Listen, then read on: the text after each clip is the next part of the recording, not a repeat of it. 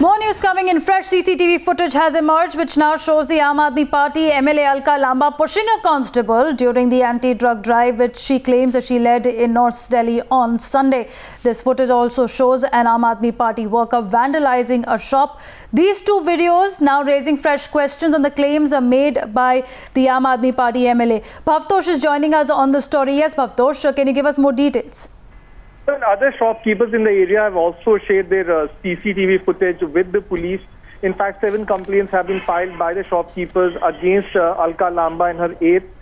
In one of the footage that has been submitted to the police, it clearly shows that Alka Lamba and her aides went on a rampage. They vandalized these shops, and also Alka Lamba picked up a fight with the constable. In fact, she shoves him aside. This happens after she was hit by one of those who was inside the temple premises. Now, police, on basis of her statement, had detained a teenager. तो शिकायत पे भी कार्रवाई करेंगे। Sir, क्या शिकायत मिली है, किसने की है? जो पर्टिकुलर दुकानदार है, शायद उसने कोई शिकायत की है, पर जो भी कार्रवाई है कानून के दायरे में रहते हुए की जाएगी, मेरिट्स पे की जाएगी। सर, उन्होंने कहा कि डीसीपी मधुर वर्मा से कहा था पुलिस के लिए, जब उन्होंने 5:30 बजे सुबह में पहुंची थी, उसके बावजूद पुलिस मुहैया नहीं कराई गई। यही वजह थी कि ये इंसिडेंट हो गया, और सर उनके सामने, पुलिस कर्मियों के सामने इंसिडेंट हुआ।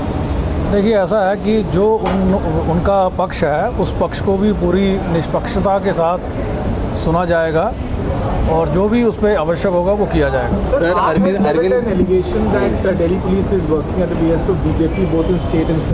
और हर महीने हमारे एक विधायक को अंदर कर देते हैं। There is no truth in this allegation. Earlier also this sort of allegation has been leveled against Delhi police, and I have made it very clear that we have been acting on merit. We are an instrumentality of rule of law. If anybody transgresses the domain of penal laws, we come into picture, and if anybody has any grievance, he is welcome to come to us. But as far as we are concerned, whatever we have been doing on merit. If any allegation of this sort is being leveled against us, I will again repeat, it is nothing but political positioning. As far as Delhi police is concerned, it is. Bhavtosh is still with us. So, Bhavtosh, there have been 7 complaints according to sources which has been filed against Alka Lamba, and Delhi police chief right now saying that they would start probe based on merit. But does that mean that Alka Lamba could be booked for trespassing? Yes, in fact, the process has started.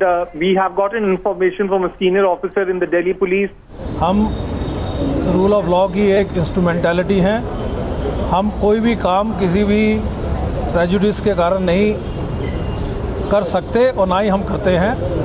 हमारे पे ना कोई दबाव पहले था, ना कोई दबाव आज की तारीख में है। पर अगर कोई कानून का उल्लंघन करेगा, और ख़ासतौर पे पीनल लॉज का उल्लंघन करेगा, जिसमें पुलिस को संज्ञान लेना पड़ता है, तो हमारी मजबूरी होती है कि हम उसमें संज्ञान लें। जैसा आपको मालूम है, अभी रिसेंटली भी जो केस हुआ है, उसमें माननीय सदस्य ने कुछ इस प्रकार का कार्य किया था। We had no option but to intercede by registering a case. तो इसलिए मैं एक बार फिर से आपके माध्यम से सबको बताना चाहूँगा कि दिल्ली पुलिस बिना किसी प्रेजुडिस के कार्य करती है और करती रहेगी। हम मेरिट पे काम करते हैं और मेरिट पे करते रहेंगे।